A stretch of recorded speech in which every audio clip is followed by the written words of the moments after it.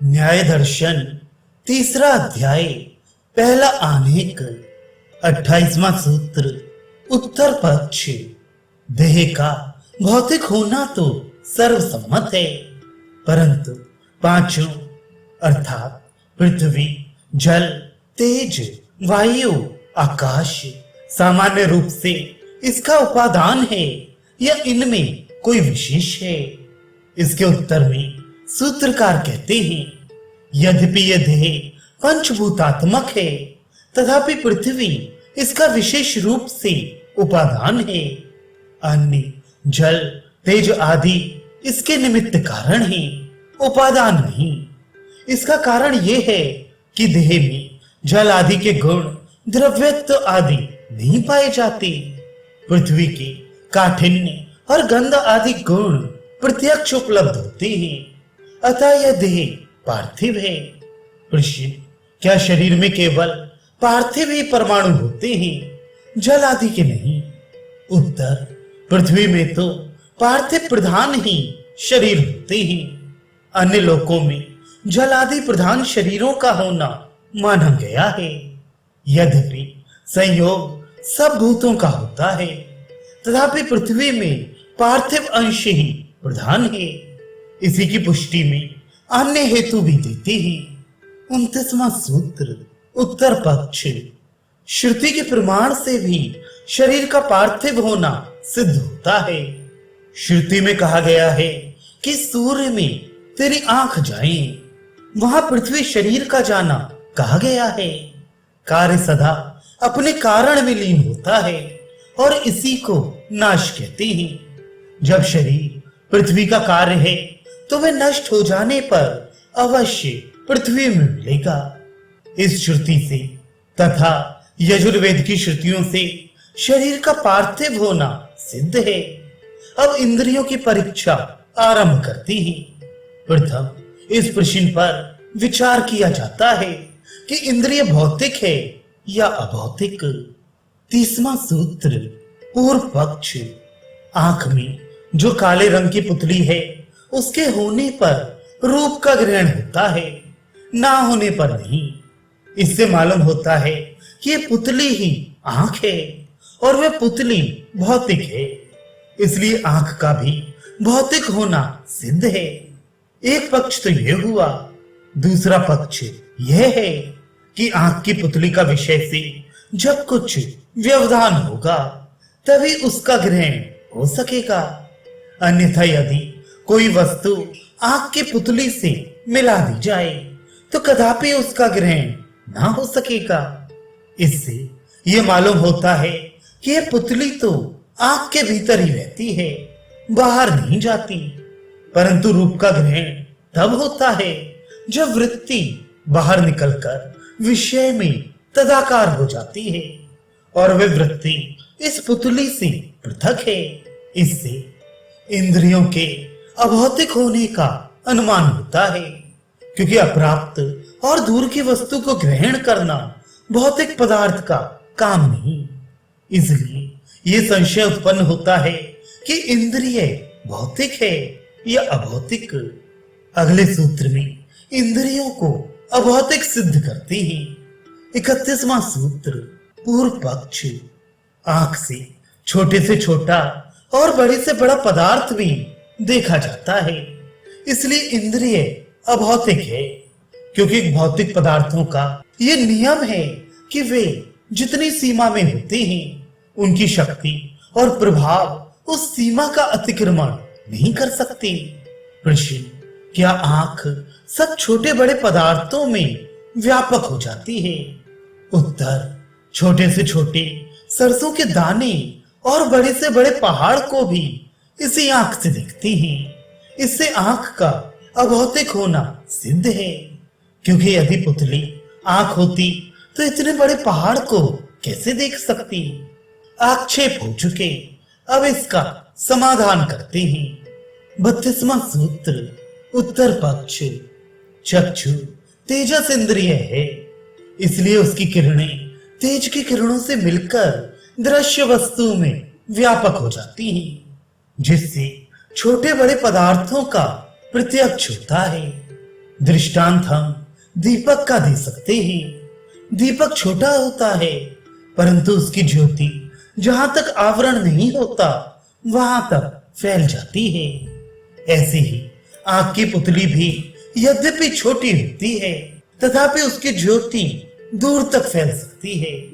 यदि आंख भौतिक होती तो आगे पीछे दाएं बाएं सब तरफ को देखती और आवरण भी उसकी दर्शन शक्ति को नहीं रोक सकता था। इससे सिद्ध है कि आंख अभौतिक है। अब इस पर शंका करते हैं। 33वां सूत्र, पूर्व पक्ष।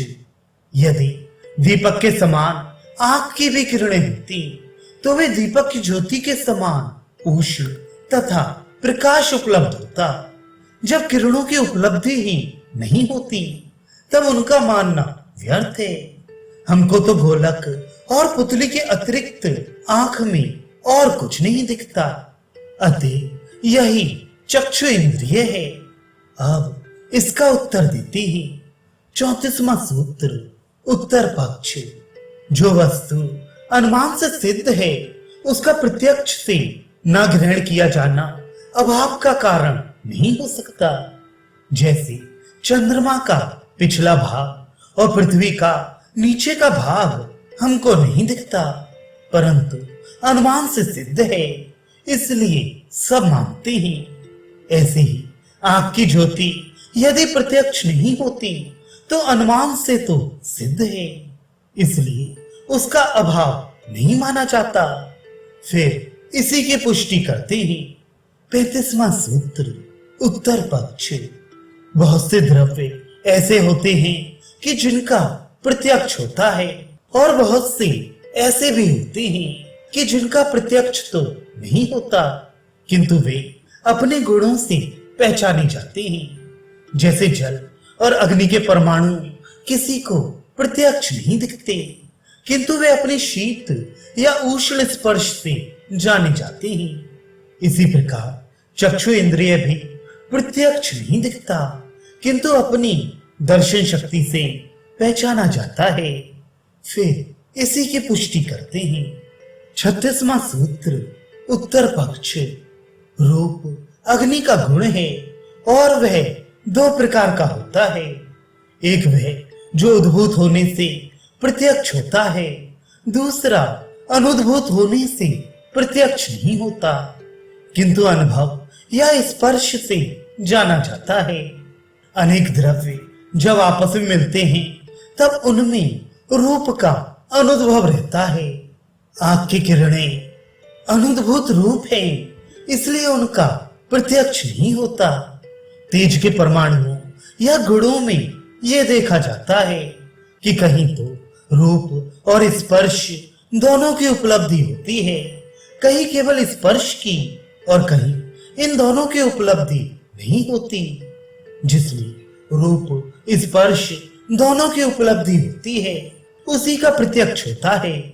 जैसे सूर्य की किरणों का, जिसमें केवल रूप की उपलब्धि होती है, स्पर्श की नहीं, उसका भी प्रत्यक्ष होता है।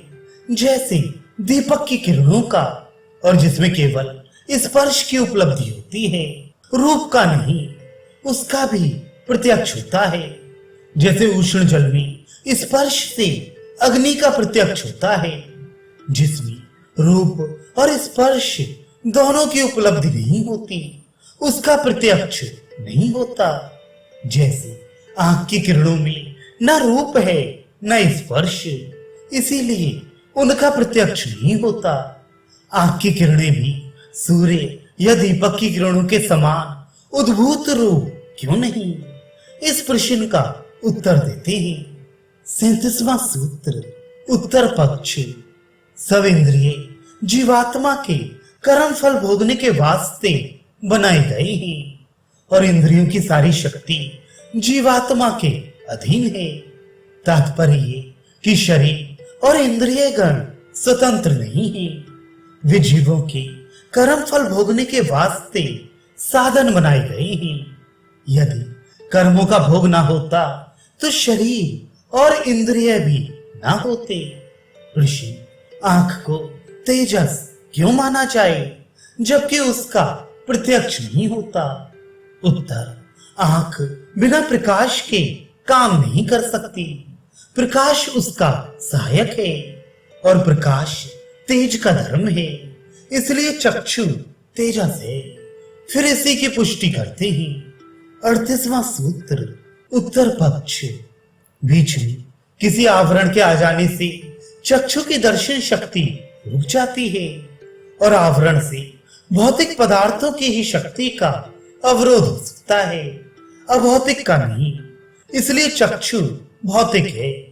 यदि आवरण की रुकावट होने से चक्षु को भौतिक मानोगे तो कहीं पर रुकावट न होने से अभौतिक भी मानना पड़ेगा। जैसे कांच या जल का आवरण होते हुए भी चक्षु रश्मि नहीं रुकती। अनुपलब्धि का और भी कारण है। 39वां सूत्र उत्तर पक्ष। जैसे दिन में सूर्य के प्रकाश से अभिभूत होकर तारे नहीं दिखते या खद्योत नहीं चमकते, परंतु उनका या उनके प्रकाश का अभाव नहीं माना जाता, ऐसे ही आंखों की रश्मि भी नहीं दिखती। इस पर वादी शंका करता है। 40वां सूत्र पूर्व पक्ष। खद्योत या तारों का जो दृष्टांत दिया गया है वह ठीक नहीं, क्योंकि उनका प्रकाश यदि दिन में सूर्य के प्रकाश से दबा रहता है तो रात्रि में तो जब सूर्य का प्रकाश नहीं होता उसकी उपलब्धि होती है, परंतु आंख की किरणें तो न दिन में दिखती हैं न रात में, इसलिए उनकी उपलब्धि किसी काल में भी नहीं होती। उसका मानना व्यर्थ है। अब इसका उत्तर देते ही 41वां सूत्र उत्तर पक्ष। वह प्रकाश की सहायता से अर्थात सूर्य आदि के प्रकाश की सहायता से आंख देखने में समर्थ होती है और बाह्य प्रकाश के न होने से किसी वस्तु के रूप का ज्ञान नहीं होता, किंतु बाह्य प्रकाश से भी उन्हीं पदार्थों का ज्ञान होता है जो उद्भूत रूप हैं और जो अनुद्भूत रूप हैं उनका ज्ञान नहीं होता, क्योंकि बाह्य प्रकाश स्थूल पदार्थों को ही दिखला सकता है, सूक्ष्म को नहीं। आंख की किरणें भी सूक्ष्म हैं, इसलिए उनका प्रत्यक्ष नहीं होता। पुनः इसी की पुष्टि करते ही 42वां सूत्र उत्तर पक्ष। जो पदार्थ अव्यक्त होते हैं और बाह्य प्रकाश की अपेक्षा नहीं रखते, जैसे कि नक्षत्र और दीप आदि, उन्हीं का दब जाना होता है। तथा जो पदार्थ अद्भुत रूप तो नहीं होते किंतु बाह्य प्रकाश की अपेक्षा रखते हैं, जैसे कि घटपट आदि स्थूल पदार्थ और चक्षु रश्मि आदि सूक्ष्म पदार्थ, इनका अभिभव नहीं होता, जो कि आंख की रश्मि दीपक आदि के समान अव्यक्त नहीं, इसलिए उसका प्रत्यक्ष नहीं होता। इस पर और भी हेतु देते हैं। 43वां सूत्र उत्तर पक्ष। रात को घूमने वाले सिंह, मारजार आदि जितने जंतु हैं उनकी आंख में तेज की किरणें देखने में आती हैं। इससे सब जंतुओं की आंखों में प्रकाश की किरणों के होने का अनुमान होता है। भेद केवल इतना है कि तीव्र ज्योति वाले जंतुओं में इसका प्रत्यक्ष होता है, मंद ज्योति वालों में नहीं।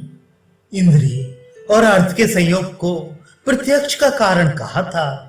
अब इस पर शंका करते हैं। 44वां सूत्र पूर्व पक्ष। इंद्रिय और पदार्थ का संयोग ही प्रत्यक्ष का कारण नहीं, क्योंकि कांच, अभ्रक और स्फटिक के आवरण होने पर भी आंख से रूप का ग्रहण होता है। यदि इंद्रिय और अर्थ का संयोग ही प्रत्यक्ष का कारण होता तो आवरण होने पर कोई वस्तु ना दिखती, परंतु दिखती है। इससे सिद्ध है कि इंद्रिय अप्राप्त को ग्रहण करती हैं, अतएव वे अभौतिक हैं, क्योंकि केवल प्राप्त को ग्रहण करना भौतिक पदार्थ का धर्म है। अब इसका समाधान करते हैं। 45वां सूत्र उत्तर पक्ष। यदि इंद्रियों में ये शक्ति होती कि वे अप्राप्त को भी ग्रहण कर लें, तो दीवार का आवरण होने पर भी वस्तु की उपलब्धि होती, परंतु ऐसा होता नहीं। इंद्रियों के भौतिक होने का निषेध नहीं होता, जो कि कांच आदि के आवरण में देख लेना और भित्ति के आवरण में ना देख सकना, ये दोनों प्रकार के धर्म चक्षु में पाए जाते हैं। इसका समाधान अगले सूत्र में करते हैं। 46वां सूत्र, उत्तर पक्ष।